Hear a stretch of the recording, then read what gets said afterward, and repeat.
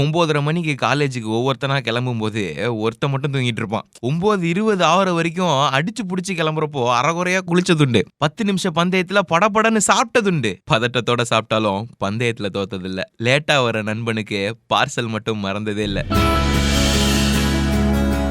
கேலி கிண்டல் பஞ்சம் இல்ல, கூத்து கும்மால குறையும் இல்ல, எல்லாருக்கும் சேர்த்துதான். பனிஷ்மெண்ட்னா ஹெச்ஓடிய கூட விட்டதில்ல. அடிச்சான் காப்பி இந்த பக்கம்னா அதை அடிச்சான் காப்பி அந்த பக்கம். ஒருத்த மட்டும் படிச்சுட்டு வந்து 9 பேர் பாஸ் ஆனதுண்டு. பசியில யாரும் தவிச்சதில்ல. காரணம் தவிக்க விட்டதில்ல. டீ கடையில கடன் வச்சு குடிச்சாலும் சரக்கடிக்க பஞ்சமே வந்ததில்ல. அம்மா ஆசையா போட்ட செயினும் மாமா முறையா போட்ட மோதிரமும் ஃபீஸ் கட்ட முடியாத நண்பனுக்காக அடகு கடை பரியேற அழுததில்ல.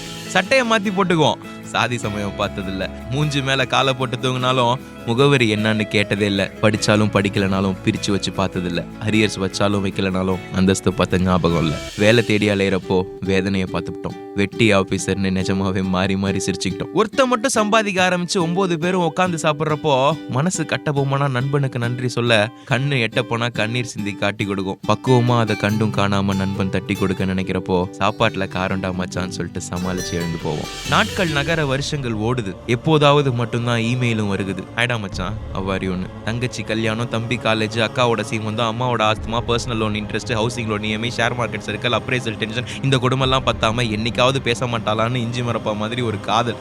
எப்படியோ வாழ்க்கை ஓடுது ஏடா கூடமா.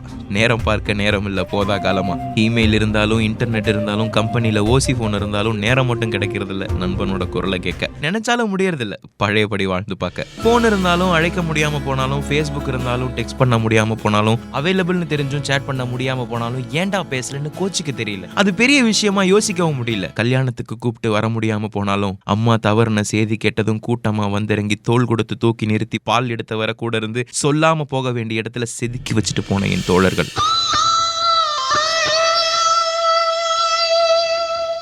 தேசம் கடந்து போனாலும் பாசம் மாறி போகாது. பேசக்கூட மறந்தாலும் வாசம் மாறி போகாது. வருஷம் பல கழிஞ்சாலும் வரவேற்பு குறையாது. வசதி வாய்ப்பு வந்தாலும் மாமா மச்சான் மாறாது.